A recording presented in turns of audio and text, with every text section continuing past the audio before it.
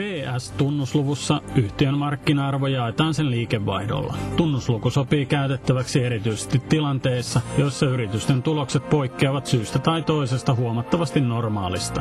Jos PS-luku on korkea, eli osake näyttää sillä mitattuna kalliilta, yritys yleensä tekee tulosta kovalla liikevoittoprosentilla. Esimerkiksi kiinteistösijoitusyhtiöiden liikevoittoprosentti on normaalioloissa mahtava. Siksi PS-tunnusluku monien muiden tunnuslukujen tapaan toimii parhaiten vertailtaessa saman toimialan yhtiöitä. Valuaattomin 51 Helsingin pörssin yhtiöitä sisältävän Valukonsensus-tietokannan mukaan kuluvan vuoden PS-luvulla mitattuna kalleimpia ovat kiinteistösijoitusyhtiöiden lisäksi esimerkiksi tietoturvaohjelmistoyhtiö F-Secure, energiajätti Fortum ja lääkevalmistaja Orion.